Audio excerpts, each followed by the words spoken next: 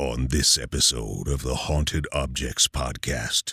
Can we get back to the lingerie? Yeah. All right. Sorry. Okay. So they hid it in Back there. to Jimmy Stewart's wife's lingerie. This is serious.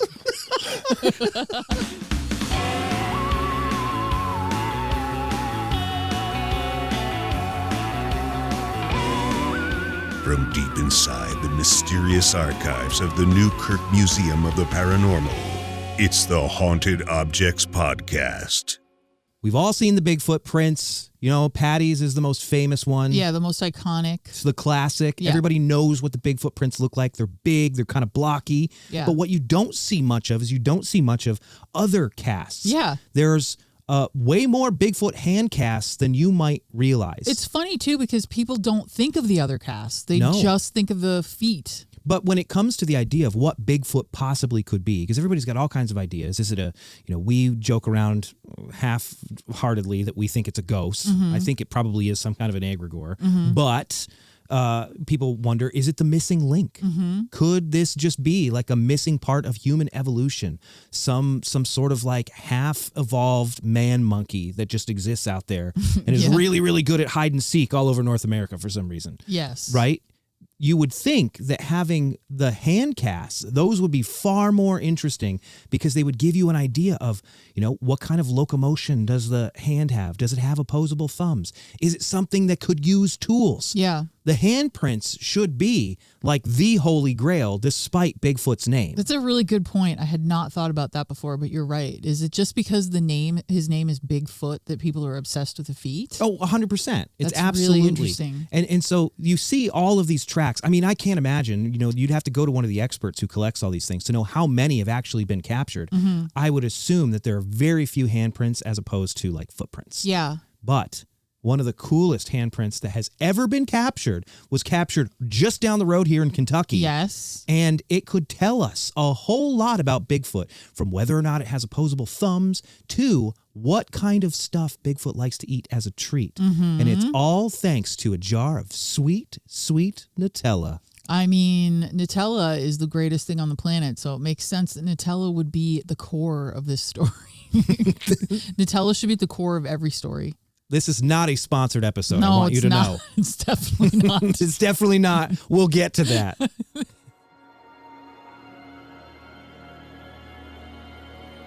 In July of 2017, deep in the woods of northern Kentucky, two Bigfoot researchers set out to capture evidence of the elusive Sasquatch.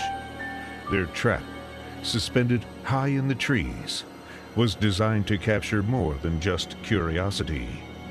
It aimed to secure irrefutable evidence. The bait? A jar of Nutella, unopened and untouched, carefully placed to tempt the beast. Weeks later, upon returning to their research site, the two men discovered their trap disturbed and dangling from nearby branches.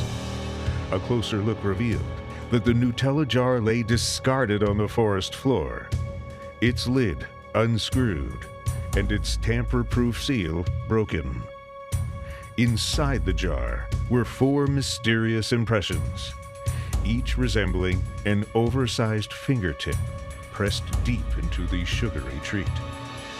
Thinking quickly, the men poured a cast of these impressions, which revealed even more curious details. Each finger, too large to be human, showed evidence of faint nail marks digging into the hazelnut spread. Could these large fingers belong to the elusive Sasquatch? Grab a spoon and let's dig into the evidence.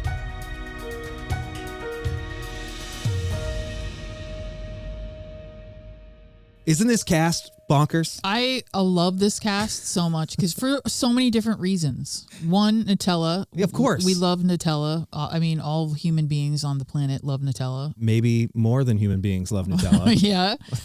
I love the fact that it's in a delicious treat. I know. It's so fun. It's just different. It's totally different. It's not what you would think of. And it's local. Yes, and it's local, exactly. The reason we even have this cast at all is this cast was gifted to us, to the museum, by our friend Cliff Barackman, who most people probably know from Finding Bigfoot. Yeah. Animal Planet series, ran for like 100 episodes. We were on an episode. We were. We did talk about it in a previous episode. We did. Had a great time, met Cliff and Bobo and the whole gang there. Cliff runs the North American Bigfoot Center out in Boring, Oregon, and he has one of the largest collections of casts on display in the North American Bigfoot Center. One of them is the Nutella Cast. Yeah. So we have a first-generation copy from the original. Cliff has the original Nutella Cast thanks to the guy who cast it down here in Kentucky. He gave it to us, and we have been obsessed with this story ever since, because everything from what the cast looks like to how it was captured to what it's in. It's just a fun, cool cast. Yeah. We desperately wanted to talk about it. Yeah. We're going to hear more from Cliff. We had the opportunity to talk to Cliff about this cast. We'll talk to him later in the episode, but let's talk about first how this thing was actually captured, because it was pretty ingenious, actually. Yeah. In the summer of 2017, two Bigfoot researchers from here in Kentucky, Tom Shea and Steve Cornell, they decided they wanted to try and capture some Bigfoot DNA. They wanted to get some Bigfoot hairs to have these samples so they could get them tested. Yeah. So they went out to their special spot. They've got a place that nobody knows about. Only like super serious Bigfoot researchers know about this place. It's their special place. They get a lot of activity there. Yeah. And It's the chill zone, the Bigfoot chill zone. it is the Bigfoot chill That's zone. what it should be known as. I mean, wait till you hear how this happened. It's the Bigfoot. It's like the basement where you hang out with your friends. It's the green room. It's the green room. It's the Bigfoot chill zone. It's the green room before Bigfoot performs and gives you the evidence. They go out to this spot that they have had lots of activity, and what they end up doing is they create this really cool trap that's made out of like big PVC pipe, sort of a three-way T section of PVC pipe, normally used for plumbing. Got a picture of it pulled up here. Yeah, it's really like legitimately a smart thing. And what they've done is they've lined the inside of this trap with sandpaper. The idea being that Bigfoot would, when he reaches into it, he would rub up against the sandpaper. I always thought it was like a tacky, I know, paper that they put in there, but it was just sandpaper, just to kind of capture a few stray hairs. Listen, I'm not a professional Bigfoot hunter, but if I was them, I would have used like double-sided tape or some like glue traps like that they use for mice. But I wonder if they were worried that Bigfoot would put his hand in there and then the sticky traps would like freak him out and he'd like pull his hand out, you know? Like I wonder. They would have gotten the hair. But it would have scared him. Well, it didn't matter because they got something better. Yeah, they did. They originally were going to load this trap. This trap hung about 10 feet in the air. Yeah.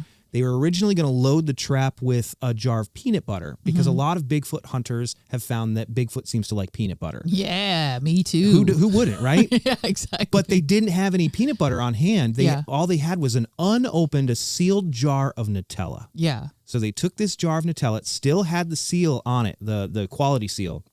So the lid was screwed on tight, the quality seal was on it, and they stuck it inside that little T section of that PVC trap. Yeah, up in the tree. And they left it. And they left it for, I think, 3 or 4 weeks. It was about a month. They came back and they found that the trap itself still was in the same spot, but it had been disturbed because the Nutella was not in it anymore. Yeah. So they start looking around and they see kind of uphill the jar of Nutella. They see it lying in the leaves. The lid is off of it. Yeah. The seal, the tamper seal, is pulled away.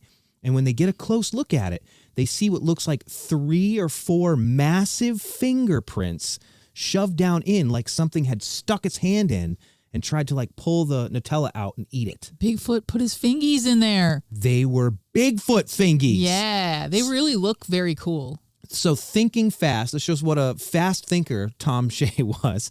This guy was like, oh my God, we have to preserve this. Because it was getting cold. It was I think it was not very warm out.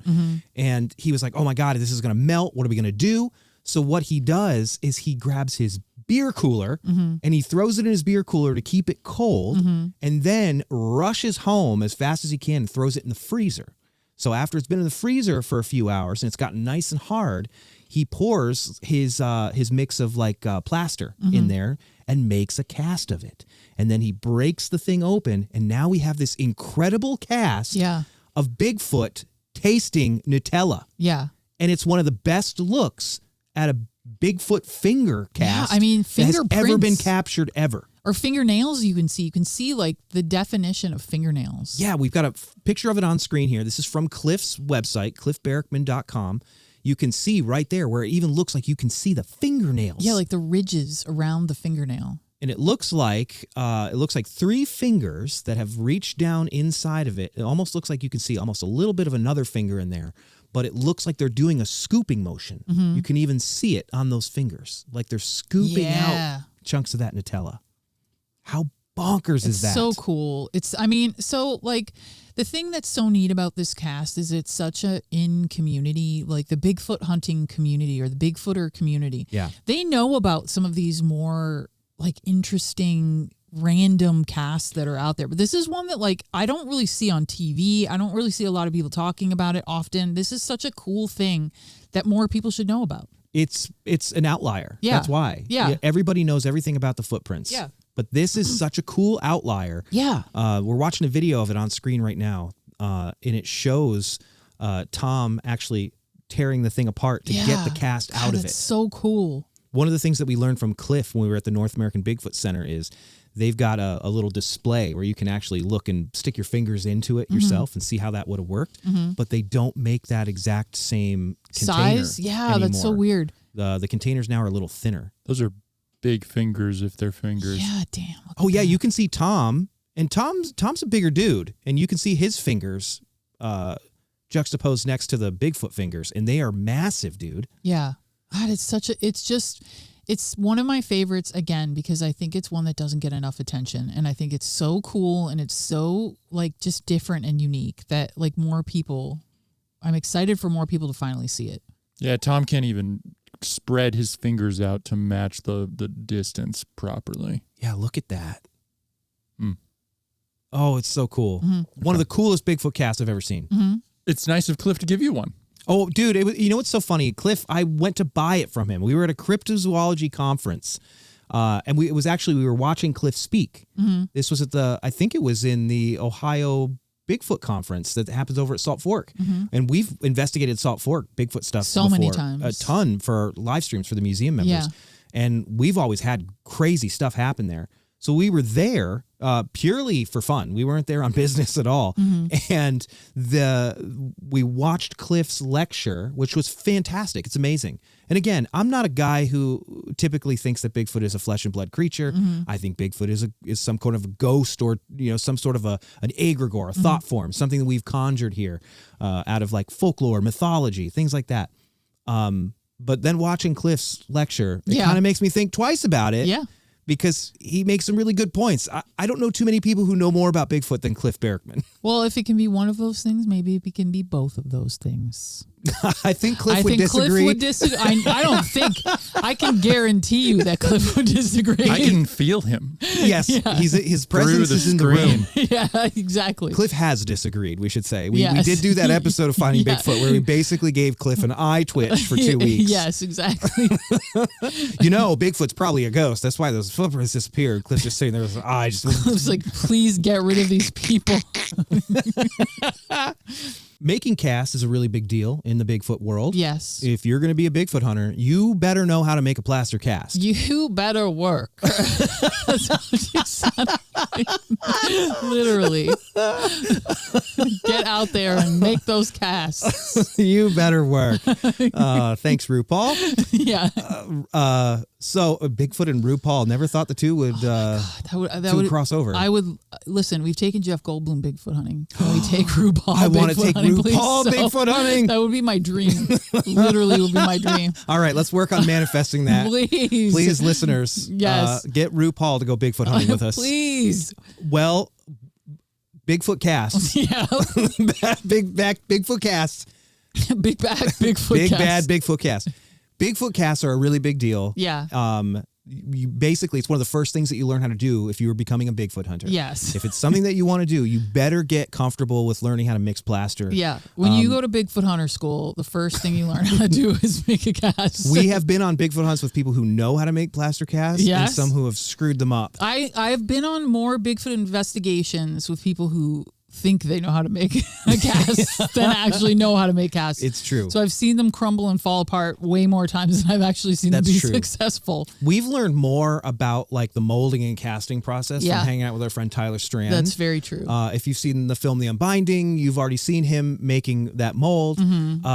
We've learned a lot because of that, but it's not a process that you can be lax on. Do you know what it is? It's not a process that you can be impatient about. That's bingo. Because you want to see what it looks like so bad, and you're like, I don't know, maybe it's just something that looks like a footprint. I have no idea. So you pour it, and then you wait, and when you think you've waited enough, you need to keep waiting because it will fall. Like, you have to let it set. And so more often than not, that's the thing. It's like it's like Christmas. You're like, you want to see it so badly. Yeah, you have to wait. But you have to wait. You have to wait every single time. If you're curious at all about what it takes to make a Bigfoot cast, there's actually, I think the Pennsylvania Game Commission actually has a really great video about making casts, not for Bigfoot, but for animals. Yes. But it works the same exact way. Cliff would argue that Bigfoot is an animal. That's true, and he has.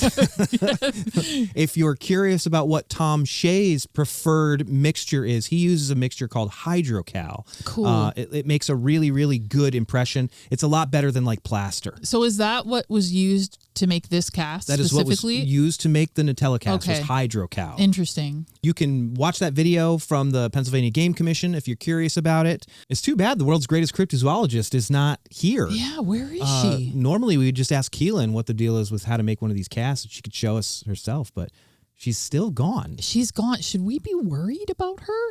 She's been She's working. Well, she was working on the Loch Ness episode. Yeah, but it seems a little bit unlikely that she still is. I mean, it is in Scotland. We'll check in. Yeah, where is Keelin?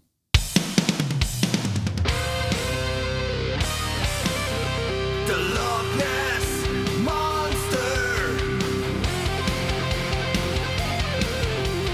In the woods, in the lake, in your scuba gear. Keelin's on the hunt, the legend is near. The Loch Ness Monster. The Loch Ness Monster. All right, we're going to take a close look at this cast. We got to get right up in there, take a look.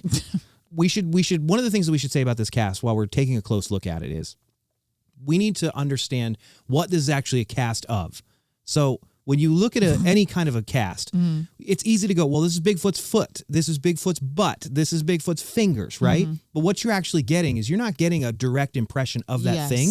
You're getting the impression it left. I think that's an important thing to point out because normally when people see casts, they assume that they're seeing a like exact copy of like a foot or a hand. But really what you're saying is that what you're seeing is a molding of the impression, right? Right. And so what you're getting that I don't think a lot of people when they look at these casts are noticing is you're actually getting the movement that the foot left or the fingers left during their impression. Yeah. So when you look at the Nutella Cast, you're actually seeing the scooping motion. That's very cool. Not just the fingers itself. That's a good way to think about it and to think about pretty much all Bigfoot casts from this point on. If you see them, you've got to think about it that way, which I think is very interesting because it's true. When you look at a Bigfoot cast or hand or whatever you're looking at, you also have to consider that the weight of the person or the creature was what helped create the indent in the ground. So it's an interesting kind of experiment. You're getting all the rocks that were underneath of it, all the twigs. You're getting all of that stuff. Yes. So I mean, that's actually something to keep in mind. When you see a print that looks a little too perfect, it's probably made. I think that's a really cool point that like you would think, oh, it looks really real, but the reality of it is it probably shouldn't look really real because it's not like,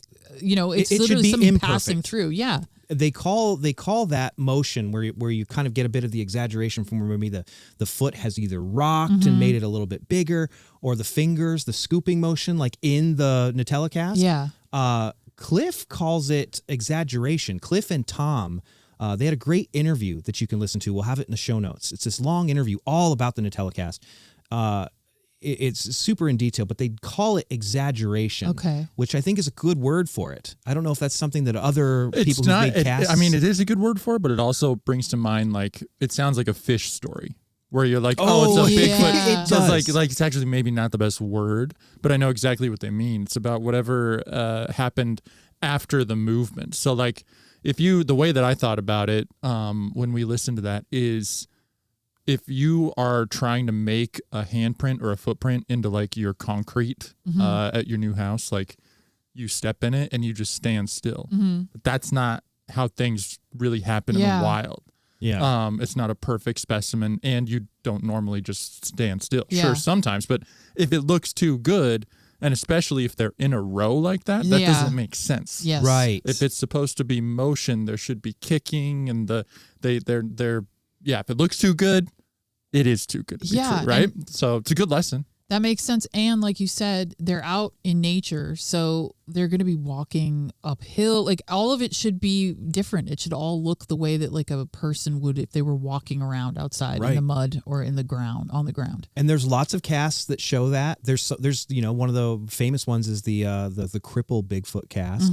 That one shows a Bigfoot that looks like it has something wrong with its foot. Yeah. And all of the impressions are different. Yeah, isn't there another one that's really famous that has it shows like the rock in like there's a small rock that's actually cast into the cast, so you can see like when the foot came down and stepped on that rock, it made like it lifted up a little bit because of the rock obviously being in the way of the thing. So you get it like you get the actual indent from the rock in the footprint too. Yep. Which is very cool. So be wary of perfect looking Bigfoot casts. Good advice. So while we're talking about being cautious about prints that look too perfect, that look too good, it's worth mentioning that there is a massive controversy over the very first Bigfoot impressions that were ever discovered. Ooh. This happened in 1958. Yeah. They were discovered by a guy named Jerry Crew, who was working with a construction crew. I think he was a logger. I could be wrong about that. I'm pretty sure Jerry Crew was a logger. But he was out in the Pacific Northwest, out in the Six Rivers National Forest, and he finds dozens of these tracks, and he starts to make some casts of them. Those become the Bigfoot casts that everybody knows and loves, right? That's the story of Bigfoot. Well, back in 2002, a guy named Ray Wallace passed away, and his family presents a bunch of these shoes that were made. Oh, busted. That have Bigfoot prints on the bottom of them, and they look too perfect. They look a bit like the ones that were discovered by Jerry Crew. Yeah, like they were carved, basically. And Ray Wallace, turns out, was actually working on that construction crew and was a bit of a prankster. So there is a lot of controversy over whether or not those original prints, the ones that put Bigfoot in the American media, were actually fake, were real or not. Yeah, you can actually see those shoes yourself today at Cliff Barackman's North American Bigfoot I saw Center. them when we were there. Yeah. The other thing that's really interesting to think about too is if that was 1958. Right. First of all, it's like you don't really think about Bigfoot in terms of like that time period. That's like Space Brothers UFO contactee stuff. Right. So the idea that like there was a guy out there who's like, you know what I'm gonna do? Yeah. I'm gonna fake some Bigfoot prints. I mean, like, of course, there's like native legends and everything, but really, what you learn too. And this book is one of my favorite reads. Super rare now. This is like one of the most expensive books you have. It's by Roger Patterson, who took the Patterson-Gimlin film, years later. Yeah. This is before that. Yeah. He was collecting Bigfoot stories from Northern California. The Jerry Crews story is in here. Oh, cool. Of course, not the other half of it. Of course. But, you read this, and all of the context in the 1950s was about the abominable snowman. Oh, interesting. So that was the title. There was this legend from Mount Everest that began with some photos and things like that. That's and then so it's sort funny. of like, well, wait, are they here too? And so it was like that crossover happened in the 50s. So were people really focused at that point in like just referring to it as a Yeti? They had yet to like even explore, like you said. I don't even know if they were calling it a Yeti. I think they were just calling it abominable snowmen. That's so funny. I believe, I could be wrong, but I believe that the very first mention of Bigfoot was in the Jerry Crews article. Wow. Those are big feet.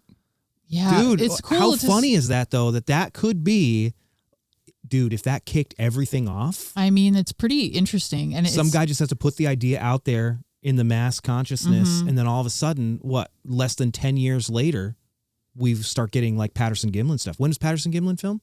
67. 67. So about a decade I mean, after that, enough. it's permeated. Yeah. And then there it is. It was out there sort of like cooking in like the general kind of pop culture. I mean, I guess not really at that point. It wasn't really there yet, but I wonder if the stories at the time inspired people to look into like indigenous myth and legend. And like, I wonder if that's when they were sort of able to go, oh, look at like the indigenous people have stories about this. Yeah. The hairy man. Yeah.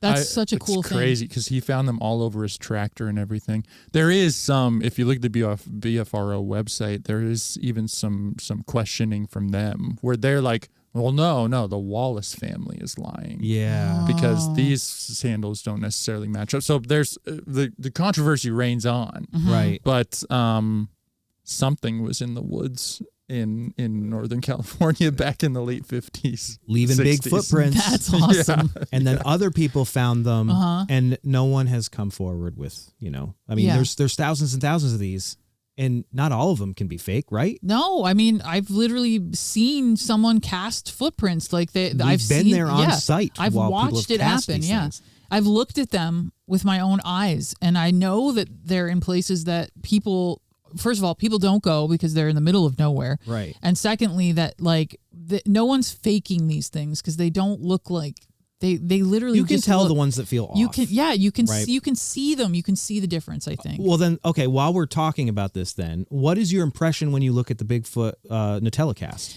Honestly, there's a couple different things that stick out in my mind as really good evidence for Bigfoot. That is that the Nutella jar's lid was twisted and taken off. True. Right? First thing. Second thing, that the peel stuff that's on the top of it, that like, you know what I mean? That kind of metallic peeling stuff that's on the top to protect it. It was peeled. Oh, yeah, the quality seal. Yeah, the quality seal. Thank you.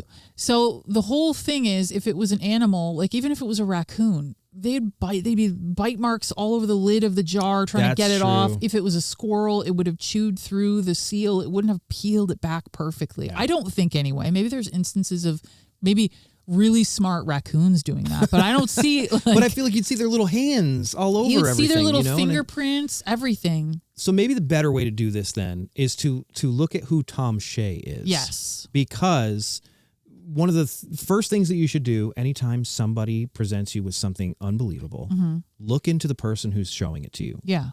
See what this person is like. Yeah. Let's talk a little bit about Tom Shea, shall we? Let's do it. Tom Shea is the founder of the Northern Kentucky Bigfoot Research Group. Shout out Northern Kentucky. We love you, Northern Kentucky. We love you, Northern Kentucky. Lived there for quite a while.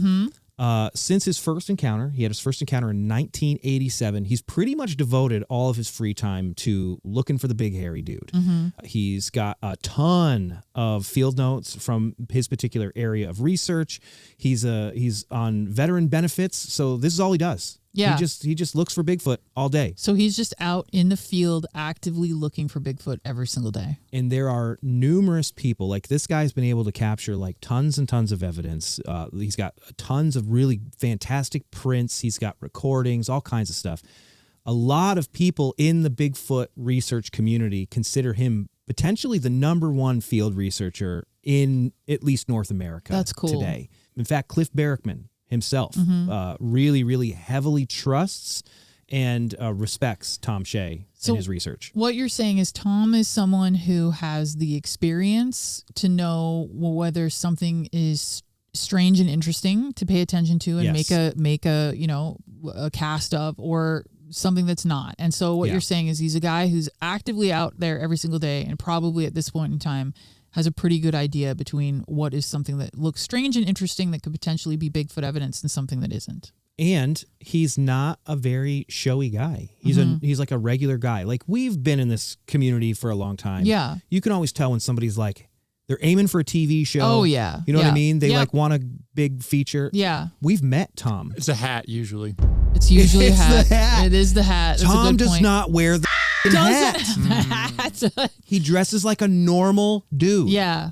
We've met him. He's very like soft-spoken, kind of humble, didn't have a lot to say. Did not really seem interested in being like the center of attention. Yeah. And yet he has what Cliff Barackman says is like the largest collection of casts I think east of the Mississippi. So Tom's just out there every day, just collecting evidence, Yeah, man. amassing all of it, keeping track of it. It's pretty cool. He does a lot of this stuff with his friend Steve Cornell, who we Yeah. mentioned earlier. Yes. These guys do this sort of like, they have a very fun technique that they use when they go Bigfoot hunting, and it's camping with a purpose, they call it. Mm-hmm. The idea of going out, not specifically like you're not going out with like tons of video gear and stuff like that. You're Sure. not there specifically to look for Bigfoot. Mm-hmm. That's just sort of a side thing. You go out, you have fun, have a campfire, sit around the fire, talk to your friends, have a good time, but you're keeping your ears open intently. Mm-hmm. You're listening intently, and they think that that is actually what ends up causing these Bigfoot encounters. Yeah. Because they don't feel like they're threatened. Yeah, so what you're saying is you chill in the chill Bigfoot zone. You don't go into the chill Bigfoot zone with like, cameras and all sorts of bright, shiny things. And Yeah. you go, hey, get on camera. And Yeah. you try to get them. You just chill in the chill zone. And then you go, you want to come and hang out with us, Bigfoot? I mean, I You think just put about out the vibe. our best Bigfoot Yeah. encounter ever was with these guys Dallas and Wayne, Mm-hmm. who you may have seen if you've seen an indie documentary called Not Your Typical Bigfoot Movie. These guys were amazing. They're from Portsmouth, Ohio. Dallas has since passed away. Mhm. R.I.P. Dallas. R.I.P. Dallas, pour one out.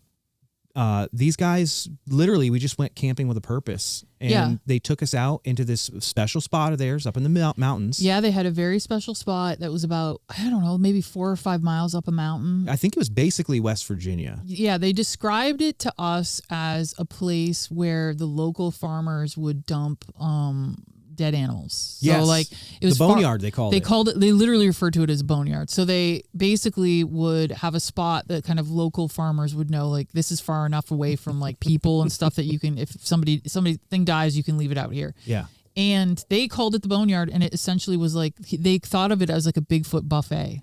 And when we went there, Yeah. the first thing that they did, they took us around, found Bigfoot prints. We did there find were literally prints. Bigfoot prints right there. Mm-hmm. They didn't have any casting material because No. again, this was just camping with purpose. Yep, we just saw them and took some photos of them, I think. And then we sat around the campfire, had a giant bonfire, and as we're sitting there, just having a good time, all of a sudden, Yeah. we start to hear the howls. Yeah. And it was one of the most terrifying things I've ever experienced. Yes. And Dallas and Wayne are laughing at us. Mm-hmm. They're like, "This is what you were here for? Why are you guys so scared?" I hid in the van. Greg literally hid in the van. I was afraid this thing was going to attack us. It was so scary.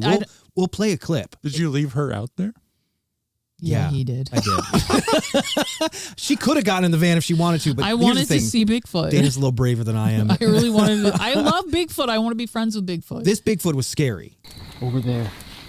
There's something moving around over there. Come on. Sasquatch! We know you're there. That was so far. Wait a minute.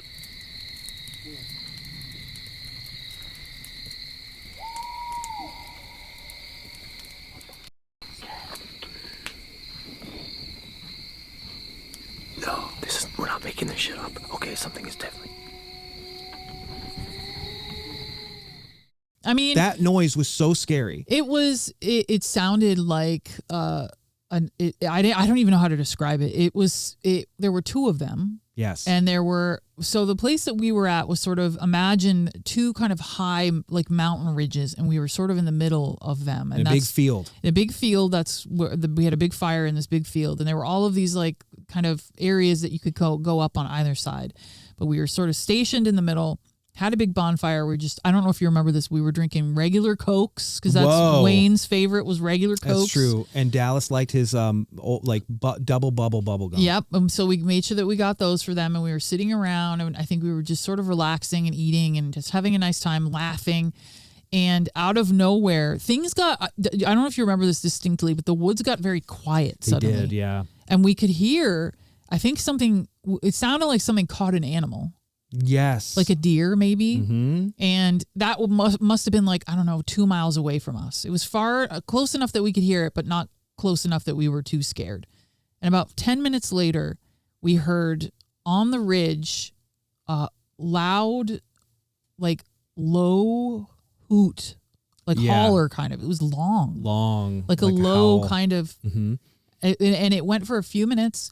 And then I don't know if you remember, but so to the behind area of where we were, we started to hear like pebbles Oh yeah, somebody Like- was throwing stuff like at our fire. Yeah, like there were rocks that were kind of like Yeah. coming out of the woods. Like and obviously And then it started to howl. and then it started out. So there was 2 of them. Yeah. And they were like communicating over our fire, probably a couple miles away from each other, back and forth for like, Yeah. I don't know, 10, 20 minutes maybe. And- Not even like 15 minutes. Dallas and Wayne were just sitting there like, Laughing. this happens all the time. That was the only thing that made me feel better. They thought we were so funny because we got so scared and we were like literally hiding. Greg was hiding in the car and everybody was like, oh my God, There's what is something huge coming after us. But they were literally communicating. It sounded like 2 large creatures with huge lung capacities Yeah. just howling back and forth to each other across this open Oh my God, field. you know what else?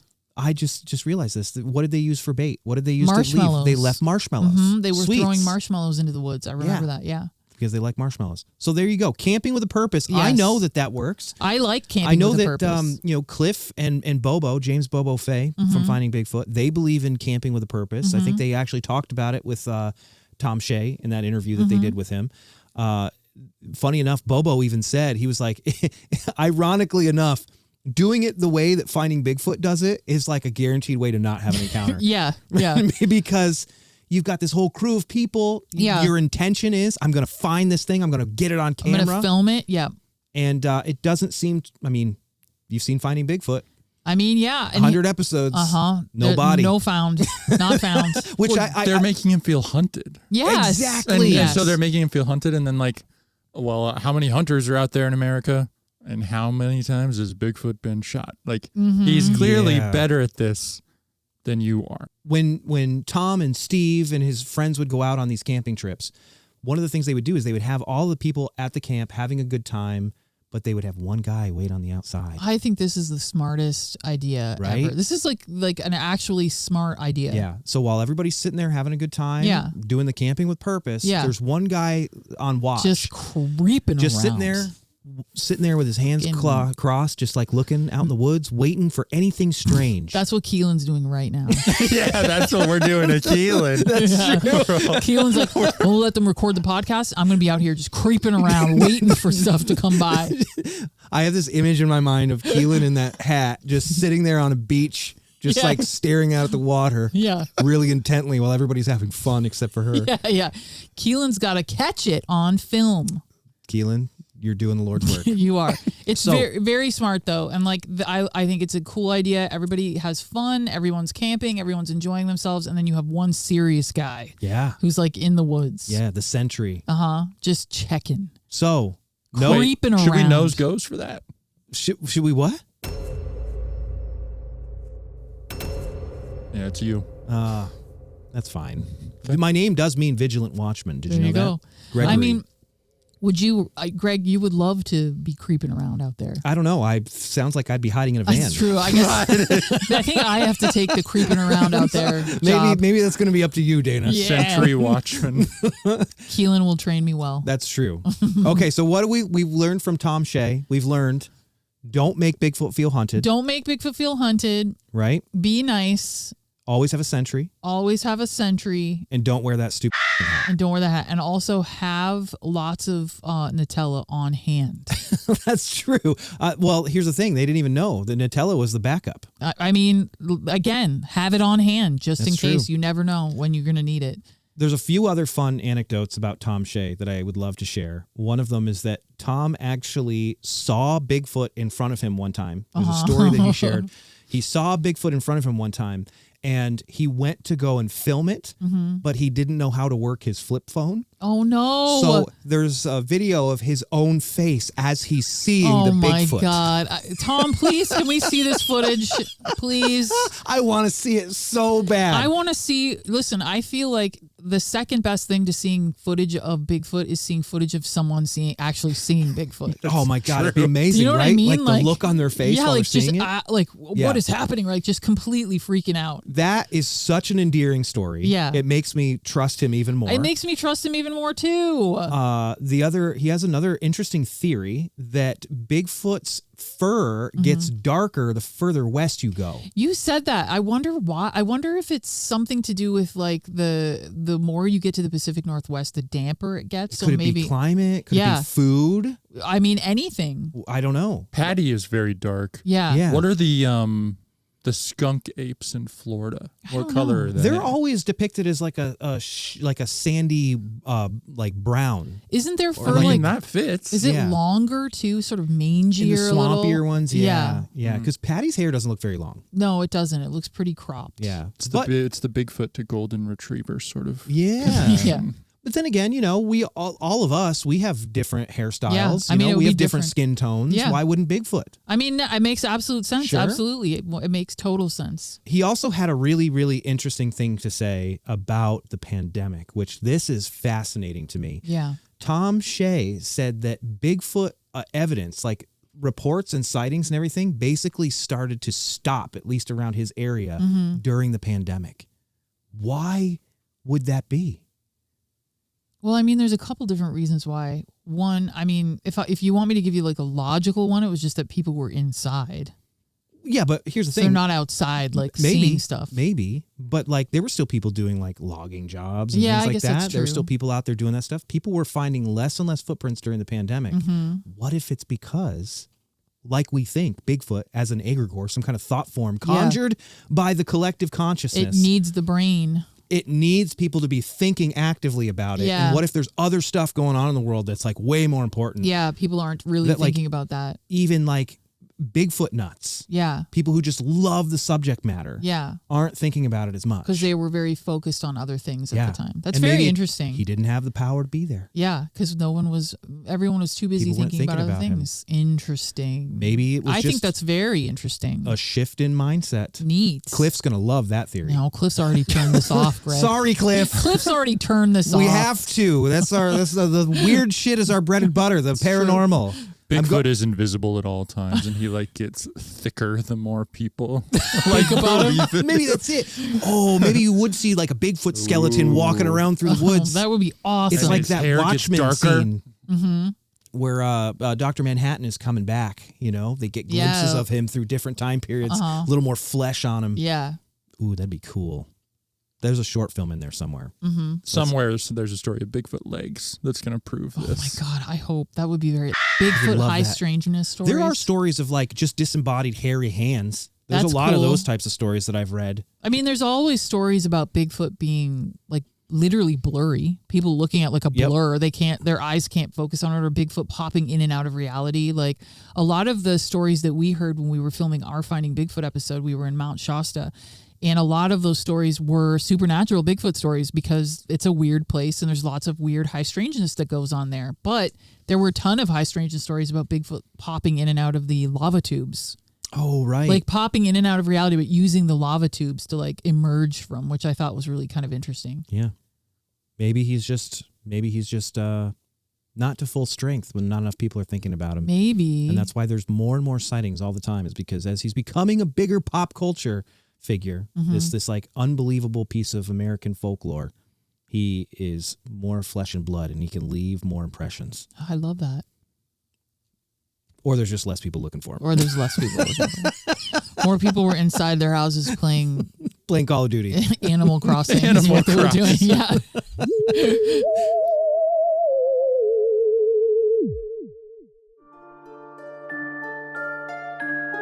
When the paranormal lurks in every shadow, and each mysterious artifact hides a ghostly tale, one show dares to uncover the truth. The Haunted Objects Podcast. Now you can wear the mystery. Introducing the official Haunted Objects merchandise. Hats, shirts, pins, and more. All designed by independent artists, manufactured by small businesses, and carrying the undeniable essence of the unexplained. Embrace the legend.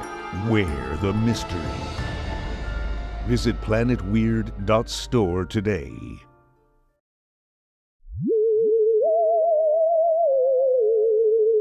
So in our learned opinions, Yeah. there are really two pieces of really compelling evidence for Bigfoot. Yeah. One of them is obviously the Patterson-Gimlin film. It's unbelievable. I mean, if it was special effects, it doesn't seem like they had those types of special effects back then. Yeah. People have done all kinds of tests to see if they can recreate it. Nobody can get it right. I think the thing about that one too is that you really have to listen to a couple people in the Bigfoot community, people like Dr. Jeff Meldrum, who we'll talk Yes. about in a few minutes. But there are a few people who have like very, very compelling arguments for why it's real. Right. And these are doctors. These are people with like... Yeah, PhDs. Yeah, exactly. These are people who know what they're talking about. And by the end of some of these lectures, you and I have walked out going, I think know, Bigfoot maybe. might be a real For guy sure. out there. So that's a rabbit hole that we don't have the time for today. Yes. We should absolutely have an episode dedicated to the Patterson-Gimlin Oh my film God, at some it could point. be a 6-hour-long episode. For sure. The other piece of evidence that we think is just as compelling are the Sierra sounds, which we have done an Yes. episode on. Yes. And those are sounds that were recorded out in the Pacific Northwest, Northern California, Sierra Nevada mountains. And they are unbelievable. They're terrifying. They're chilling. And they sound a bit like the stuff that we heard when we were at Dallas and Wayne. But they have what seems like a chatter to them. Yeah. They sound like they're speaking to each other. Like they have a language. Yes. Unbelievable capture. A lot of different linguistic experts have looked at these things. Very compelling evidence. Yeah. But there is another piece of evidence that is unbelievable, is crazy that this thing even exists. Yeah. And it is an alleged Yeti hand and scalp Okay. that have existed inside of a monastery for who knows how long. Oh my God, that's awesome. Connor, do you want to talk about the infamous Yeti hand? Yeah, I never thought you'd ask. That's exactly the kind of question that I'm looking for. What have we done with our lives? Oh goodness, if only that came up in a job interview. So, a legend has it, a monk at the I believe it's Pangoche Monastery, up in Nepal, way up in the mountains, high elevation. A monk from that monastery was meditating one day when he saw a Yeti go into a cave. Yeti goes into a cave.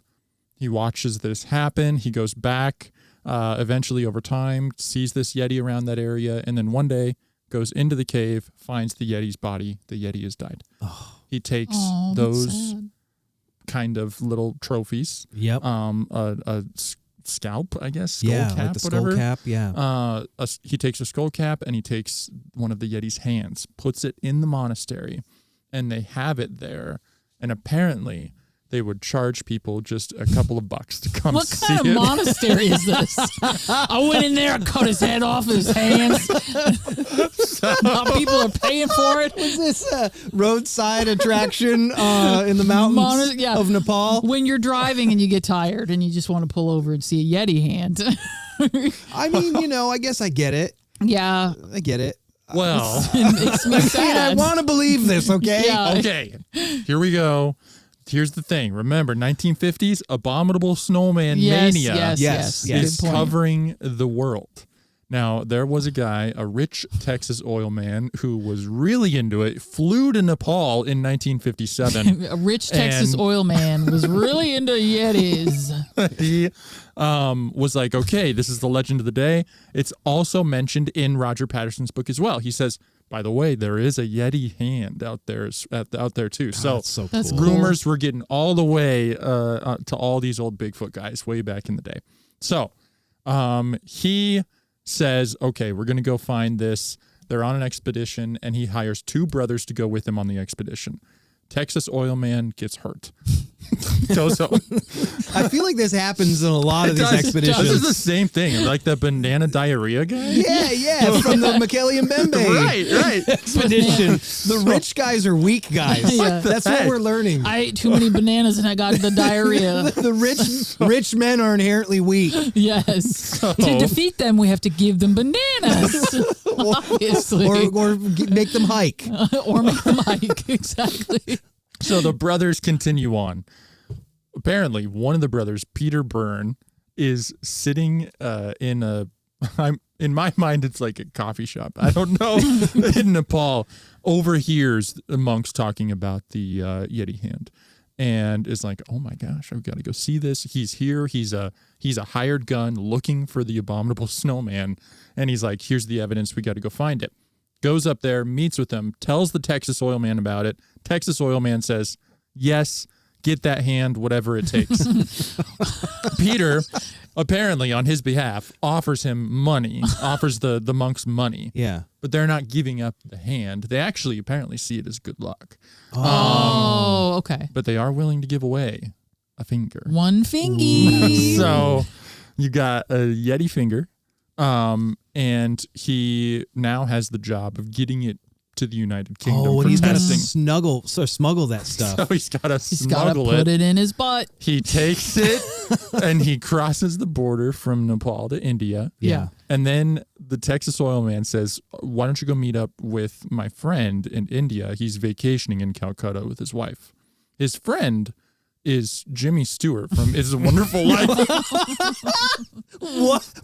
Apparently this is all true. Has he like hired this guy, this actor, to be part of his illegal Yeti smuggling operation? So they have a Yeti finger that they need to get back to the UK. Oh my Jimmy God. Stewart and his wife, Gloria, agree to take it back to the UK.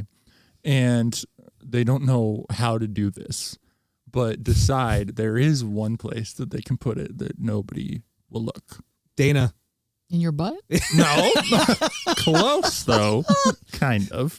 In his wife's lingerie suitcase. Oh, sexy. So they hid the little finger in there. Yep, she so has a whole suitcase for it. people I nowadays, mean- nothing stops the TSA from going through your shit. So That's true. That happened They to didn't me really have this- the TSA No. back then. That They're happened to rude. me this morning. Yeah, there you go, Connor. They rooted through Connor's lingerie bag. Did they Damn it. find your Yeti finger? I don't know. You guys are the ones hanging out on Boner Mountain looking for Bigfoot. Boner Mountain. Whatever You know that what? was. Also, Yeti finger does sound like a Sounds sex like toy. a sex toy, doesn't it? The Yeti finger? The Yeti Finger 2000. Oh my God, we got to get on that. I know. There's got to be a listener who makes sex toys. Please, if there's a sex toy maker out there, please make the Yeti Please Finger make one 2000. a vibrating rubber Yeti finger. Yeah. And we'll For- sell it in the store. We'll sell it. Yeah, we'll sell Sell it in the it. Planet Weird store. Would it be weird if your sister packing that shit? Sorry, Michelle. Oh, God. Michelle, no. Sorry, Michelle, we won't do that to you. Yeah. We'll start another store. Yeah. And I'll ship them. Ooh. Specially tested. Yeah. We'll call it the Yildo. The Yildo. Oh, my God. Greg Newkirk had his best Bigfoot experience in the Bone Zone. In the bones. The boneyard. Allison Wade. Bones. Direct from the boneyard. It's the Yeah. Yeti Finger 2000. Can we get back to the lingerie? Yeah. All right. Sorry. Okay. So this, they is, hid it Back in to there. Jimmy Stewart's wife's Wife's lingerie. this is serious. This is the evidence we've been looking for. Fuck Okay, you. all right. Oh, let's They find get out it what this happens to the this Yeti UK, finger. and after they get it to the UK, it apparently they arrive, and her suitcase is nowhere to be found. Oh, no. I know. And then they're at a hotel, and they're apparently talking about how are we going to tell this no. guy that we lost the Yeti finger, when a British customs agent knocks on the door and says, "We have your suitcase. Here you go." And hand him over the suitcase. And then they're like, "No, we didn't open it." So that's weird. Yeah. That is weird. That is kind of First of weird. all, a little So, weird. So they show up with their luggage Yeah. that had the Yeti finger in it that was missing. Mhm. Was the Yeti finger still in there when they opened the luggage? Yes, and the customs agents claimed that they didn't open it. Oh, weird. Okay. But maybe they did, and maybe there was a conspiracy and it was swapped out. Oh. So who knows? Point is, it goes to the UK, kind of disappears for a while. It resurfaced in 2008 at the Royal College of Surgeons Hunterian Museum in London. There's so many museums in a collection that was donated.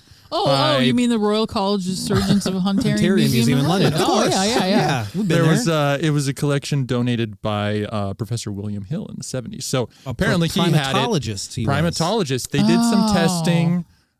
Testing was mostly human. And so they were like, this is probably a human finger. Or a human-like finger. Or a human-like finger. Good point. You look at pictures of it, and a lot of people say, well, that's probably human bones, maybe combined with bear bones, because it's a huge hand. Yeah. And there. So point is, that's the story of the Yeti hand. It's not over yet, though, because then after that, word gets out, and I guess the entire hand was stolen from the monastery. Oh, see, that's sad. the worst part Yeah. of publicizing Don't this steal wonderful things- stuff. Please don't steal things from monasteries. Dang. Oh my God. Who that's such does that? Bad karma. All I can ever think about in those instances are like, do you have like no ability to know that this is the worst place you could steal from? If you steal from a temple or a monastery, you are in trouble. That goes on your permanent record. Yeah, in heaven. I mean, probably. I would hope crazy. But there is a savior on the horizon here. His name is Mike Alsop, New Zealand guy, pilot, mountain explorer man. A Kiwi. Sorry, Kiwis. That was really bad. That was really offensive. That was my Peter Jackson impersonation. Sorry. He created Everybody a web. just groaned at me. No. Maybe we cut that. No. Mike Alsop creates a Facebook page back in 2011, in a website that is still active because it hasn't been returned yet. It's called returnthehand.com. Oh, good on you, Amazing. dude. And Way to he's go, like, Mike. Let's get this back. Not only that, but he is from New Zealand. And Yeah. apparently everybody in New Zealand knows each other because he contacted Weta Workshop. Oh, speaking of Peter Lord Jackson. of the Rings. Yes. So they did the Lord of the Rings, like special effects and stuff to create a recreation hand. Yeah. Oh, by Weta. And then he delivered the hand to the monastery. I think they did The Hobbit too, but So- we don't talk about that movie. Those movies. So they returned it to the He monastery. gave them the official, like, it looks just like it. Like it's a recreation from the Weta Workshop. Wow. So that they have something to display and maybe, Do you have a photo take of this? pictures. Yes. It's on I was browsing through and found an old Facebook page. I don't know. Maybe you have to friend him to like it, but look at goodness. this. There's only 2 likes. There he is. Oh, my God. Return That's the so hand. cool. Return the Hand, June 6, 2011, presenting the replica Yeti hand and skull cap to the Bangkoch Monastery's head lama. They were very grateful and said it will help them get more visitors to Oh, their tiny monastery. That's so nice. Isn't that cool? That is Yes. so cool. What a guy. That's amazing. Seriously, like what a cool story. What a cool dude. Shout out Mike Alsep. Yeah. Way to go. Yeah. So good deed done. Point is, it's a bit of an aside, but Yeti hands have been around all the way since the 1950s. Wow, that's cool. Oh, I'm so bummed that we couldn't get a better, they couldn't get a better like impression of those things or Yeah. whatever. Somebody stole that thing. It's still out there. It's out there somewhere. Where is it? You know, some like oil tycoon has it. Ugh. You should go eat some bananas. Yeah. Because that's what we know that rich oil tycoons can't eat bananas or walk around outside at all. The point that we're belaboring here is that we hear a lot about the big feet, but Yeah. we don't hear a lot about the big hands. Yes. There's something that a lot of evidence exists for. Clearly, there was some monastery that believed that they had a Yeti hand. If you look, we even have a few samples Yeah. here. I'm holding one right here that's a Bigfoot hand by Paul Freeman. Dana has one by Paul Freeman there, too. That was Mine from, are like, knuckles, which are very cool.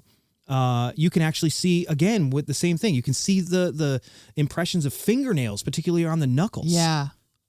And it goes to show that Bigfoot has, he's got 5 fingers. Yeah. They're massive. Like, put your fingers up against those fingers, dude.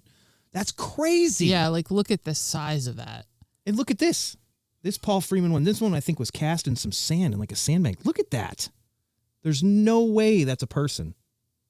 Anyway, these things exist. The handprints are something you don't hear a lot about, but that's why we're covering them today. So the thing that I think is really great about this cast specifically is when we think about it, we can literally kind of look at it in terms of how it was poured. So like these are the knuckles that are being pressed down. Oh, yeah. And it makes me think of knuckle walking. Oh, like primates. Yes. Yeah, walking on their knuckles. Yeah, like literally using their knuckles as like for like things that help them push off and move. But it would make sense. Like literally look at it. It totally is the impression. The fingers are also pressing down in the same way that our fingers would press down, with the middle finger kind of protruding a little bit further out than the other fingers. It's just such a great cast. It's so interesting. One of my favorites as well is something called the Skookum Cast. Oh, I love the Skookum Cast. There is a chapter dedicated to it in Sasquatch, Legend Meets Science. This is a highly recommended book, by the way. Yeah, Jeff Meldrum. Fantastic work on... Here's the thing. If you're not into, like, if you want to read scary Bigfoot stories, don't read this one. Yeah. But if you want to read about how bones and muscles and feet and hands work and why this is actually pretty insane, this is a great text for it. Anyway, the Skookum Cast has allegedly Bigfoot laying down in like a muddy pit and reaching for some fruit. Oh, cool. Bigfoot is just me. That's exactly how I reach for snacks on my bed table. I just roll over. That's what you do. You just when you're a lazy person, when you're a lazy beast, you just roll over. While we're talking about weird Bigfoot casts, again, the Skookum Cast is amazing. It's huge, by the way. If you've never actually seen this thing, there's photos of it. It's massive. I can't imagine what it must weigh. That's so cool to like transport or hang this thing. But it's super cool. There are there's some skeptical arguments that it's just an elk laying down, but come on. It's not. It's Bigfoot for sure. Yeah. One of my favorite Bigfoot casts, though, and it's one that I am coveting. I want one so bad. Yeah. There's only 2 people I know who have this, and it's Cliff Barackman and Dr. Jeff Meldrum. I think those are the only 2 people who have it. Yeah. It is a Bigfoot ass print. Yep. Ooh. It is incredible. It is massive. Yep. Like, dude, he is caked up. Yeah. Bigfoot has a massive donk on him. Clapping them cheeks. Look at that. I got to see that at Cliff's museum. I have a photo of Greg next to it, which we can put right here. You can look at me coveting this thing. You are hearts for eyes. I want it so bad. I even asked Cliff. I was like, Cliff, how do I get one of these things? He goes, oh, nobody has these. And I was like, I know, I want one. I want one in the collection. He's like, I'm never going to give one to anybody. Greg gave Cliff the best idea, though. He was like, just you reproduce them and make them toilet seat covers. It's the perfect size for the top of a toilet. Connor was horrified. Seriously, think about it. Think about it. Yeah. Here's the Connor's face. It'd be so heavy that you. Oh, it would be, but you could make it out of like you could like vacuum form it or something, right? Yeah. I mean, there'd be nothing worse than like a 50-pound like. Well, for sure that would suck. But I'm on the page that talks about how like the details of this. How closely did you look? He looked. Very close. I looked real close to it. Yeah. Why? Is there Perhaps something? what's interesting is what you did not notice. What's going on? What are you reading about the Sasquatch Bigfoot Legend print. Meets Science? Below the tailbone was the suggestion of a sphincter. Oh. And there was no. Ew. First of all, I never, ever, ever needed to hear Connor say the sentence. Suggestion of a sphincter? Suggestion of a sphincter? That sounds like the way that you would describe a perfume. There was a scent. It has a suggestion of a sphincter. And there was no indication of a scrotum. Oh, no. Well, wouldn't he pick them up so he wouldn't sit on them? But there is a possible hint of a labia. Whoa. That's true. A suggestion of a scrotum and a hint of a labia. A suggestion and a hint. Wink, wink. That's all we could all hope for. All right, so we've got a fragrance out of this one. Yeah. We've got a personal massager out of this one. Yep, and PM. a toilet toilet lid. Yeah. Just from this episode alone. I think it's genius. Do you remember in the Sierra Sounds how they were across the creek and Bigfoot was opening and closing the toilet lid? Oh, yeah, that's true. He was trying to leave his own impression. You can hear it in his the own sounds. Hint of a sphincter. Yeah. Suggestion of a sphincter.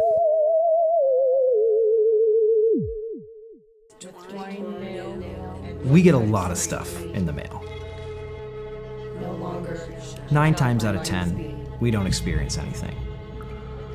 But that last 10%, is where things get really interesting.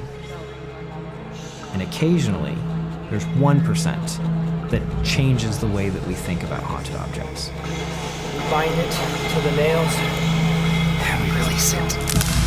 The Unbinding, now available on Blu-ray, exclusively at planetweird.store.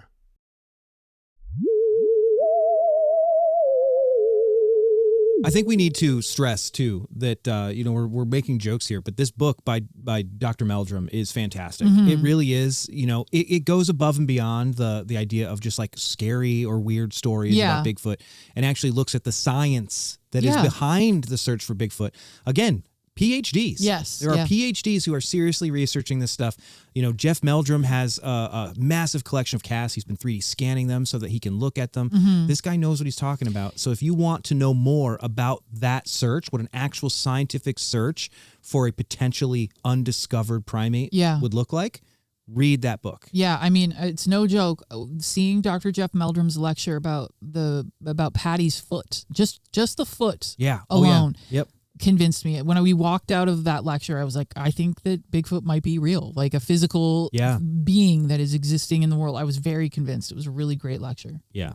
Okay, so enough about Bigfoot sphincters Back to the and treats. ball sacks and that stuff. Let's talk more about this Nutella cast. When do we get to start tasting Nutella? Oh, is that part of this? Is tasting the Nutella? I hope it is. Connor, did you write that into this episode? Yeah, there's always a taste. Every episode from now on, we're going to put something in somebody's mouth. Oh, no. Oh, no. Oh, God. I can't wait.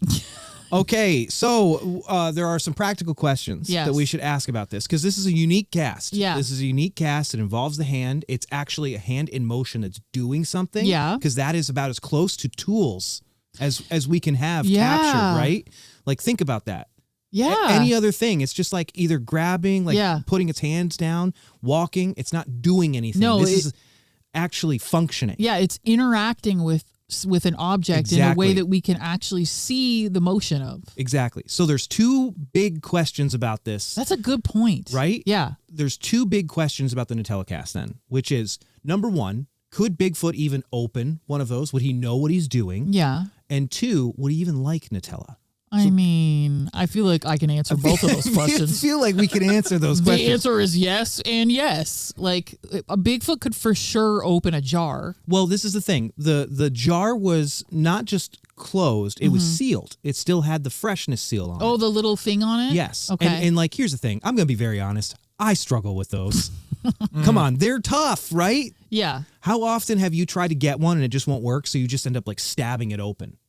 I mean, you know what I mean? true. You can take your finger and puncture it through there, but you would think an animal would do that, right? Would puncture it. Yes, you would think that suggests to me, and here's the thing, consider this for a minute. That suggests to me that this was a curiosity at this point. Ooh. Not like maybe obviously Bigfoot could smell the Nutella in the jar, but maybe the whole thing was a bit of a curiosity, and so there was a process involved, which I think would show that they're intelligent. They're intelligent That's enough true. to kind of be curious about something. They peeled it back, they looked at it, like maybe that's what it was all about. Yeah. Maybe there was a little taste at first, and they were like, "Yeah, Nutella," and they just went for it. I think this is a good opportunity, though, Yeah, to whip out the skeptic hats. Let's put our skeptic hats on I for a don't second. want to, but I will. I mean, this is part of your job. I know. This is the not fun part. Skeptic hats are available at planetweird.store. Planetweird.store for your very own skeptic hat for those moments Oh no. where you need to question the woo. Okay, so skeptic hats are on. Mm-hmm. You did mention something a little bit earlier in the episode, talking about what potentially could have also gotten in there, right? What other woodland creatures do we think would get into a jar of Nutella? I mean, for obvious reasons, squirrels. We would think of a squirrel, probably a raccoon. Do you think a squirrel could actually spin that thing open, the lid? I don't think so. Let me tell you something about squirrels. As a bird person, because we have a lot of bird feeders around our property. Birds are. We had a plastic bird feeder. Mm-hmm. Those squirrels chewed that thing apart just to get to the stuff inside of it. So if that was a squirrel, they wouldn't have twisted the top lid off of it and carefully peeled back the seal. They would have chewed through the top of it. Okay. And chewed through the metallic seal. For sure, there's no way that they're like... Okay. Even a raccoon is going to chew through the whole. Like, you're going to see gnaw marks on it. You're going to see, like, bite marks, teeth marks all over it for any kind of wild animal like that. That's the thing. I'm thinking of, like, raccoons, because we know raccoons open jars, right? Yeah. But they don't peel a seal back carefully. They immediately, like, and rip I it think off. we would have seen, like, little claw marks Yeah, inside of the in Nutella it. Cast, right? Exactly, yeah. I'm thinking a bear, because we know bears, they've Sure. got great senses of smell. They're Yes. always up campsites. Yeah. Maybe a bear has had Nutella before or something, or smelled good. Mm-hmm. But I can't imagine a bear opening a jar. Or carefully peeling back the... No, it would have, like, crushed it Yeah, open, right? it would have smashed it stomped on open, it. pulled it apart. Yes, yeah. Octopus. It's That's possible. true. They can open An jars. octopus can open a jar. We've seen that. So woodland octopus. I believe that there is a cryptid in the Pacific Northwest, which is like the tree octopus. Really? I think it's fake. I mean, I think it's Oh. like a joke thing. So what we're saying is there's a... They don't exist in Kentucky, is what I'm saying. They're from the Pacific Northwest, so it doesn't make any sense. Doesn't make. First of all, a tree octopus doesn't make any sense because they're in the Pacific They're in the Northwest. Pacific Northwest. They're not in Kentucky. All right. Well, there we go. Fair We can enough. take these hats off now, right? I have one more thing. Oh, God okay. damn it. Mine's off already. Okay. You're right about the seal. I don't know about that. My thought when I stared at it too was I was like, maybe it's a squirrel's little body. I diving in there I Oh, could do be. you think? like a squirrel head. Oh. I don't know. I feel like there would be Possibly. more like impressions of hair. Yeah, there'd be Right? hair. They're probably like I think I don't know. I think they would be chewing on the side of the like lid even if it was open, right? Yeah. The little lip area, they'd be like chewing on it, trying to figure it out. Like they'd be flipping it over. There'd be little fingerprints in it. It would have been covered in like that's the dirt thing. and mud and I think it is. This seems weird to say for something we're talking about Bigfoot, but it seems too elegant. yeah, it's too clean. Also, don't you think if it was a squirrel or a raccoon, they would have eaten that whole damn jar? Tough one. It's a tough one. It's interesting. I hadn't thought about it until today when I started thinking about it, but I was like, the more I think about it, the more experiences I've had with furry woodland creatures, which is at this point a lot because we have woods, is that they are destructors of things and they like to chew the shit out of things. Yeah. And I feel like they would have chewed up the container and I feel like they would have eaten the whole thing. Yeah. They wouldn't have left any of that there. It's not looking good for Bigfoot liking Nutella then. No, Bigfoot's like, gross. Maybe that explains the response we got from Nutella. We didn't eat the whole thing? Wait a second. He didn't eat the whole jar? Okay. We can take these hats off. We can take these hats off now. I already threw mine off. We've already got our skeptic shit out of the way. Yeah. We don't want to lose our education funding. Yeah. We had to do it. We had to do it. So we have to always have a skeptic argument. Okay, so now that we've gotten the skeptic part out of the way, we should really, seriously think about this for a second. If Bigfoot is opening these things, it Yeah. shows that he can use a tool, Yeah. right? It's so smart. That's so cool. Shows that he can use a tool. Yeah. It shows that he has the kind of force that would be required. The other thing is, it might show that he has opposable thumbs. Yeah. Because it's much easier to open stuff yeah. like this when you have an opposable thumb, right? Yeah. And that's kind of an argument in Bigfoot circles, whether or not Bigfoot has an opposable thumb. They consider it kind of a gray area because it's hard to know because, again, what evidence do they have of Bigfoot using tools? Yeah, they don't really have much, do they? Not really. Cliff gave me a couple examples of stuff. I've seen a few things. I've Yeah. seen a few like trees that have been twisted in like weird ways and tree knocking. Yeah, that's tree one of the things. knocking, good point. Rock clacking, stuff like that. Okay. But it is, as far as pretty evidence rare. goes, there's not really much to go off Yeah, of. yeah. Which is why the Nutella Cast is fascinating. So we should see if you can open it without opposable thumbs. Yeah. Do you want to try? I definitely want to try. Okay, here. I've got a jar of Nutella right here. Can I put my whole hand in it? You're going to have to at some point. Hold on. This is so... I could eat this whole thing right That now. is a huge ass jar of Nutella. Humongous. All right, am I trying to open this without using my thumb? Without using your thumb. All right, let's Okay. see. Dana's going to try opening this without using her thumb. She's pushing on it. Oh, I want to use my thumb. Yeah, you see? Can I use It's these hard. fingies? Use those fingies, yeah. Dana's not using her thumb to open this thing. This is sealed. This is a brand new... No. She has to get the safety seal too. You got to get right? the safety seal off, too. Oh, she's struggling. Bigfoot's real. She can't. I can't do it. You want me to try? You try. Okay, let's see. Don't use your thumbs. I'm not going to use my thumbs. All right, let's see. You're using your thumbs. You're using your thumb. No, I'm Don't using my use- palm. It's hard. Okay, I got it. Okay. I got it. But I had to use my palm. I had to kind of like wrap it around All right. and do that. Okay, so There's a muscle, I think it's called the thenar muscle. Yeah. Meldrum talked about, where they don't necessarily notice this being super strong in like ape hands. But they can. They Big still thumb have muscle. it there that they could use it. But it is way bigger in humans. So did you have to use that muscle to open it? Definitely watched you do for it. sure. Like it's that it's thick this part. right. Yeah. That yeah, exactly. fleshy The part. thick part of my Yeah. palm. So that's That's tough. technically a thumb. No, it's just that people who have opposable thumbs have a big muscle there. Oh, I see. Well, there we go. I had to use that muscle. Okay, so let me see the inside. So potentially that means that Bigfoot does have opposable thumbs. Here's the other thing about That would be very, very Nutella. difficult for like a squirrel or something to open. That took a lot of force. Yes. Also, Nutella doesn't have a little lip to peel the metal part back. Like, you know how sometimes they'll have like that little thing where you can kind of peel it? They don't have that. So this was, I bet Bigfoot was like playing with it and trying to figure it. Like, it doesn't have a thing. You'd have to like literally just peel it right off. Huh. It doesn't have that little lip that you can grab Yeah, you have to that use helps you have it. to use your fingernails to do it. You have to kind of make your own. How easy does that slide off? it slides off. It slides off very Okay, easily. That was okay. very, very easy to take this off in one piece. With your thumb. Oh, shit. Oh, dang, you're right. I wasn't even thinking about that. You're right. Mm. With your thumb. Mm-hmm. You'd have to peel up the little corner. There you go. I'm going to lick this lid. Sorry, everyone. Oh, I heard your mouth. I heard your mouth. Oh, Your it's actual so mouth. good. It's because it's Nutella. Mm. This is the commercial for the. This is the commercial for the Yeti Finger the 2000. for the episode. Mm. All right. That I can't stop. I can't stop licking it. Dang, So do that's- you think that you would, so is it your opinion, having that same big jar of Nutella, Yeah. that you would need an opposable thumb to open it?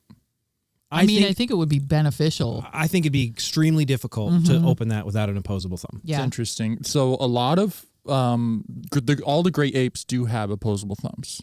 Okay. So do like koalas, lemurs, you know, any movement. It means, we had to look this up on a zoo website. It means that you can touch your thumb Oh, to yeah. all your other fingertips. Oh, right. And humans apparently have really long thumbs compared to like Right. anybody else, even gorillas.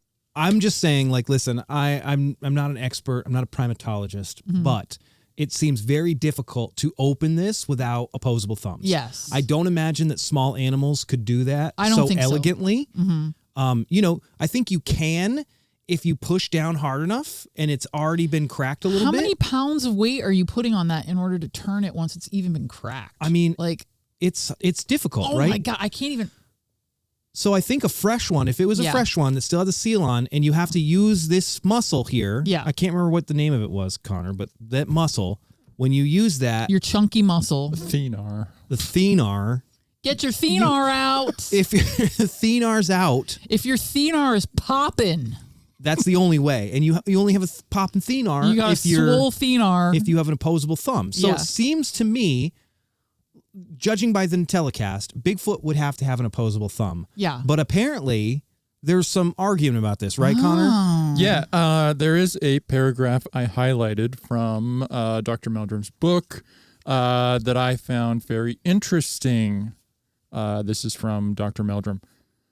Interestingly, other handprints as well as careful eyewitness observations corroborate the apparent lack of opposition in the thumb. When noticed carrying objects or hefting rocks, the Sasquatch thumb has been described as lying parallel to the other fingers rather than opposing them. So he's yeah. saying it's right there. It's locked in, Right. and it's not down Got it. or out. So when he's like grabbing logs and stuff like that, he also mentions as well, people see apparently the thumb in that position. So that was his potential scientific take. And he also mentions there is not necessarily the same enlargement of the thenar muscles, that strong thumb muscle there, in the handprints and things as well. So that's one take, but it sounds like there's debate.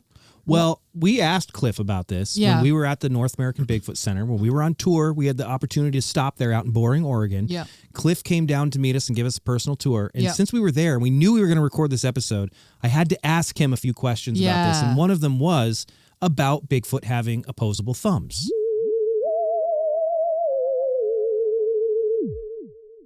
Do you wish you could have weekly episodes of the Haunted Objects podcast? If so, you're in luck because we just launched Museum Mailbag, a companion show where we dive deep into previous episodes' topics, answer your questions about the unexplained, and reveal the secrets of the universe. Allegedly. Allegedly. The only way to get the show is to become a member of the Newkirk Museum of the Paranormal. Becoming a member doesn't just support the show, it also gives you access to monthly live-streamed adventures and experiments with us. And a magical monthly subscription box with live classes about the occult and witchcraft with me. Plus, you'll get downloadable goodies, exclusive merch, and more. To join the museum and get your weekly dose of the Haunted Objects podcast and so much more, join us at patreon.com/paramuseum.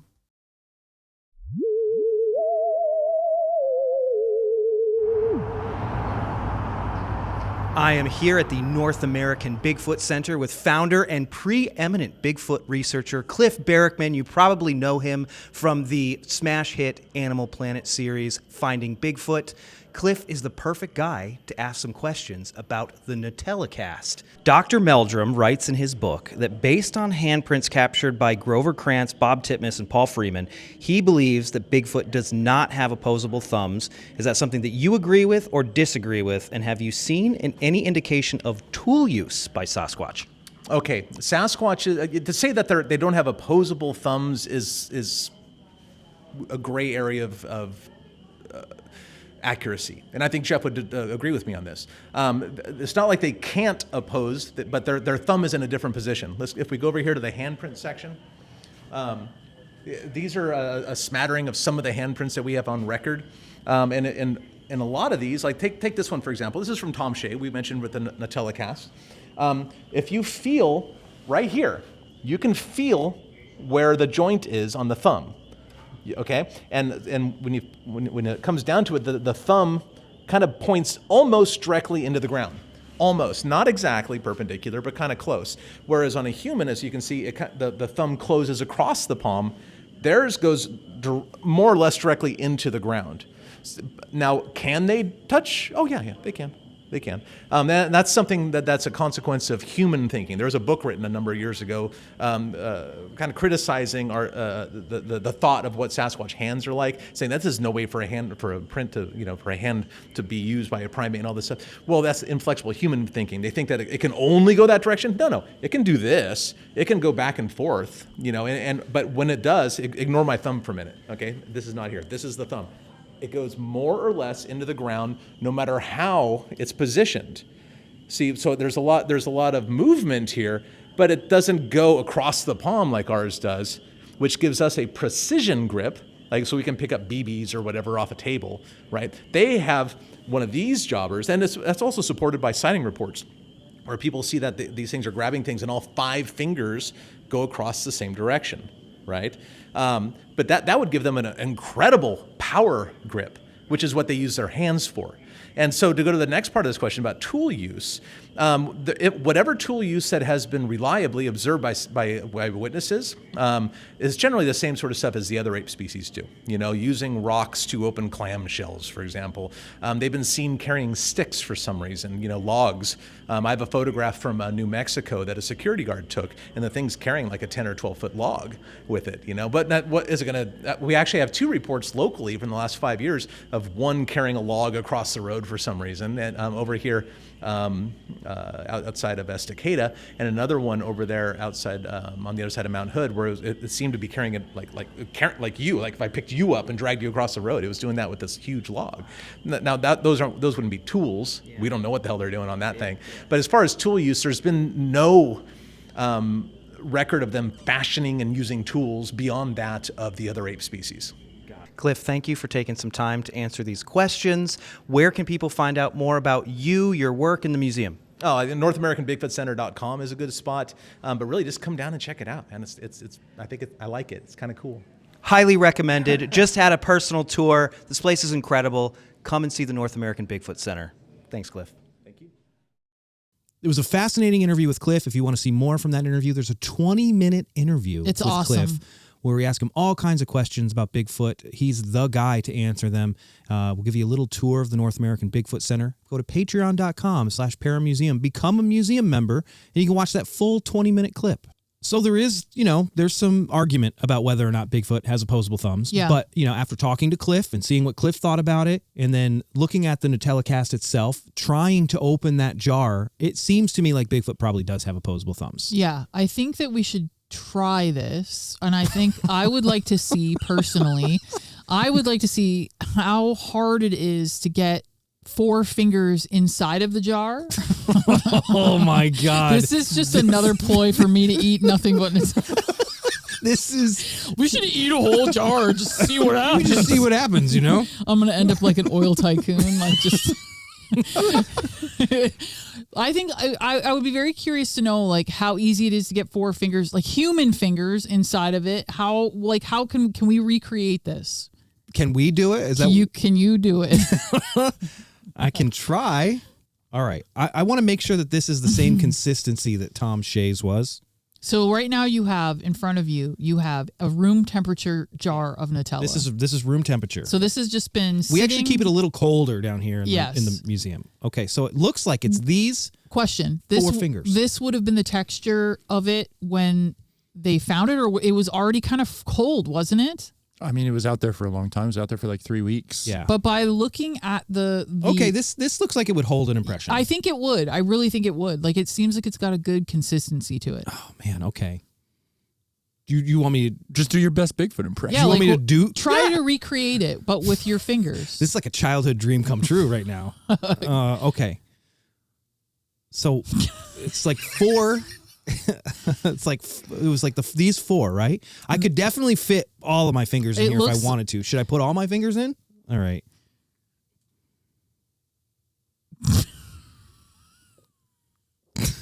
It made a sound. It farted. You ready? So wait, let me see. So far, it's kind of like That's about as far in as I can get it. okay. Well, he was really reaching in there. Okay, ready? Yeah. Oh. What does the jar look like?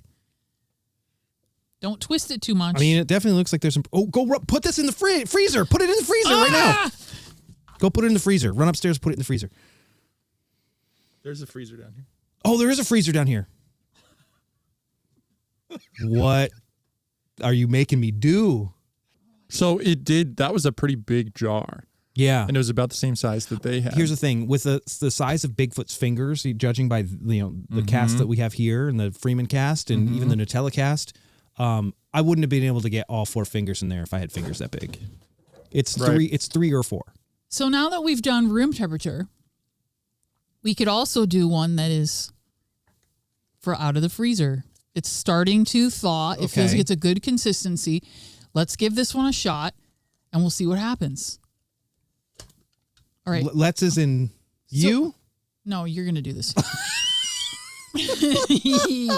So just again for reference, so that we know, look at how hard or easy this is. You've got to kind of grab the corner.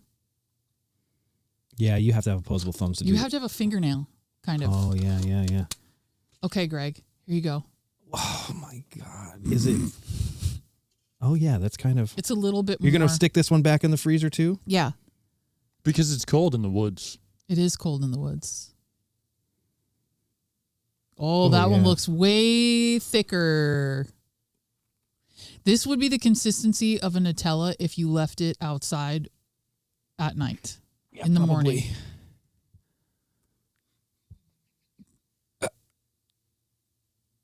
All right, go put it in the freezer. See which one holds. Oh, God, my tree fell over. This is not how I expected this episode to go. It's actually like I expected it to go. Okay. Okay, so you got those testing in the freezer just to see what holds, like weather-wise and stuff like that, which is a good idea, Dana. The other question is, and I guess this is for Greg, is do you think Bigfoot would like that? Yeah. Okay. Okay. Oh, of course. Well, because that's what else we have to wonder is if this happened, is that what Bigfoot would like to eat? Would Bigfoot even eat this? And what does a Bigfoot diet look like? Yes, that's a good question. We're getting a lot of ASMR sounds, mouth sounds right now. Well, how else am I supposed to clean this off? You just wash your hands. Nope. Nope. All right. I feel confident saying that Bigfoot has opposable thumbs. Okay. And really would like Nutella. What did Cliff say about what Bigfoot eats? Cliff said that Bigfoot, he's seen evidence of Bigfoot eating like bugs because he's found a lot of like rotten trees, and you can see where it has been pulled away. Like Bigfoot is looking for bugs, and it's in a spot where there's been Bigfoot tracks, like standing right there. Oh, so weird. he's just been able to kind of extrapolate that. Oh, that was a Bigfoot looking for bugs.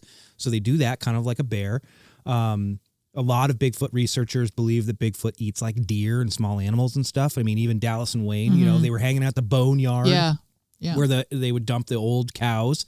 So maybe they do eat meat. That's an option for them. But he thinks that they're probably omnivores. And they probably eat a lot of like berries and nuts and things like that. They'd have to be eating so much of that though. If they're so huge, the amount of calories they would need to have in one day. That's actually really true. The amount of calories that like, I don't know, an 800-pound animal would need in one day. I don't know. Lowland gorillas don't eat meat, do they? Not normally, right? I guess that's true. So they're vegetarians, I believe. Just eating food all day, just whatever they can find. They're probably just eating constantly all day long. That's the Nutella. It's the Nutella. Dana, you mentioned that Bigfoot likes sweets. Yes. There is another great story from, again, Roger Patterson. And the reason I keep bringing this up is because this is like the OG Bigfoot book, right? From way back in the day. A lot of it is a collection of old newspapers. It's also awesome cover and awesome back. Look at the back of it, too. It's a great awesome. book. It's so good. Why don't there's books look like there's that a cool anymore? write-up on the Patreon about it as well. This article actually is probably the first recommendation of Bigfoot liking candy. Oh, cute. So let me tell you about it. This is called quick article, Experience with Giant is Recalled by Betty Allen, the Humboldt Times. The Burns party, consisting of Mr. and Mrs. Peter Byrne and wasn't Peter Byrne the guy who found the Yeti hand? Oh, he was. Yeah. You don't think it's the same guy, do you? I don't know, but that's kind of crazy. Is it a different guy? It's not like an uncommon How name. many We knew Peter a guy. Burns are there? It might be the same guy. Might be. Well, at any rate, Mr. and Mrs. Peter Byrne and Brian, a brother of Peter, are persistently searching for all available information on the maker of the Bigfoot tracks up in Bluff Creek Country. In a recent survey, they interviewed Lawrence Omeg, who early in the fall of 1958 reported seeing a giant-sized man. Omeg explained the incident to the Burns and said that at about 1 a.m. on a moonlit night, he heard what seemed to be a knock at the door. Opening it inward a little ways, he saw a big man standing on the tiny porch, not 3 feet away. To his question of, "What do you want?" the huge thing did not reply, but as he looked at it, he felt that it wanted something to eat. Beside the door was a small table with food on it, and Omeg felt around on it and with his hands coming into contact with a candy bar. Thus, he handed this to the creature, and it took it in both hands and began eating it as it mumbled something which he thought might have been a thanks. Still mumbling, it then turned and went around to the back of the house and into the creek and was making strange noises. In the moonlight, his feet were bare. Omeg said it looked as though he was wearing a jacket thing, but with no sleeves on it. Something loose, like a vest. Sounds like Danzig. So Bigfoot's been Gigantic asking for candy since 1958. Wow. That's what I'm saying. Bigfoot is the ultimate trick-or-treater. Oh, hell yeah. That was a Bigfoot trick-or-treat. That was a Bigfoot trick-or-treater. we're just a little late this year. He's with dressed that. as a safety Yeah, construction. he's like, I was wearing a man costume. I was a human man. They said it was in fall of 1958. Oh my gosh, it was just trick or treating. He's like, I was wearing a vest. Why did the guy He's have like a work guy. I was wearing a vest. Why did the guy have like a a bunch dog? of candy next to the door? Yeah, and he ate a chocolate bar, and then he ran around in the woods, and he was excited Made strange about noises. it. It's like when we, Woohoo! he was really psyched. He was like, "Oh, I got a chocolate bar." He was really excited. I f***ing love Bigfoot. Bigfoot rules. Yes, Okay. that's so cute Well, though. my point is, Bigfoot likes candy, but you know who doesn't like Bigfoot? Ooh, The Nutella Corporation. how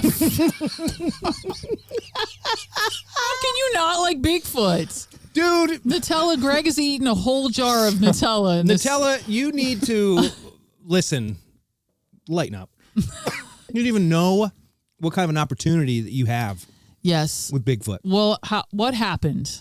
The Ferrero Corporation of Ferrero Rocher, Ferrero Rocher, delicious. Delicious. Shout out Ferrero Rochers. Shout out. right? Holiday treats. Received an email a few months ago from me, and I asked, I told them the story, Yeah. and I was like, "Do you guys are You you took the time aware?" to tell them the story. Yeah, wouldn't they want to know? Sure, Yes, I would. It's such a cool story. So I told them, and I was like, okay, this is what happened.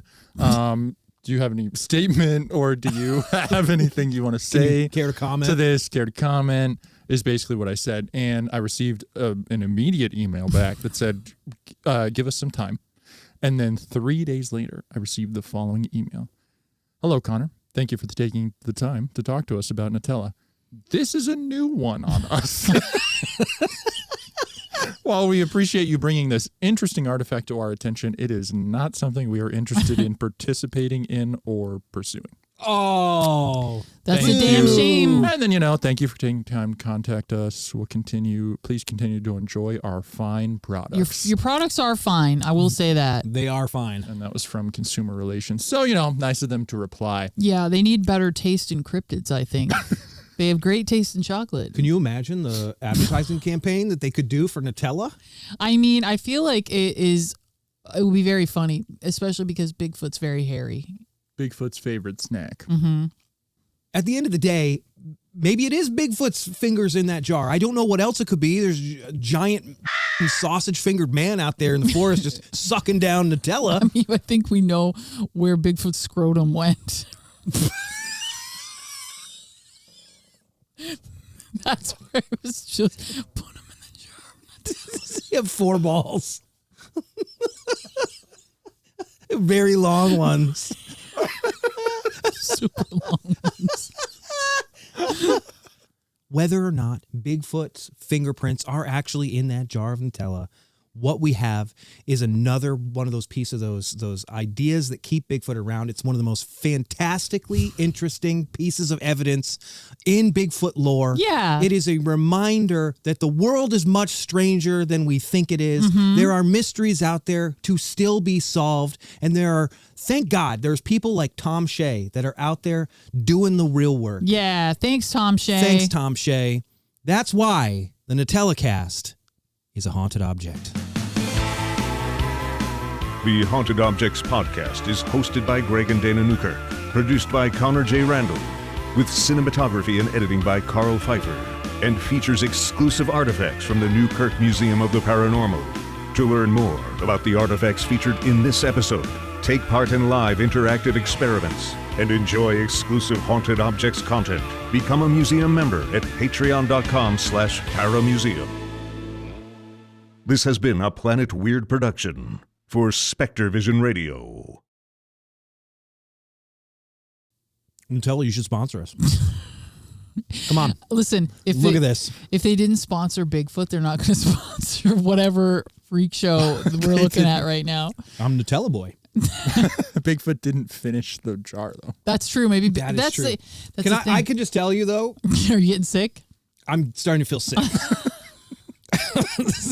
So you're not really supposed to eat this much Nutella. I don't think so. You're gonna barf. Is what's gonna Oh, happen. I'm feeling pretty unwell, but I'm not stopping. Yuck. Stop making mouth noises. You're the one who made me put both of my hands in these. Yeah, you could just wash your hands. You don't have to lick your hands. I'm in the middle of work. I don't know about you, but I take this very seriously. Please.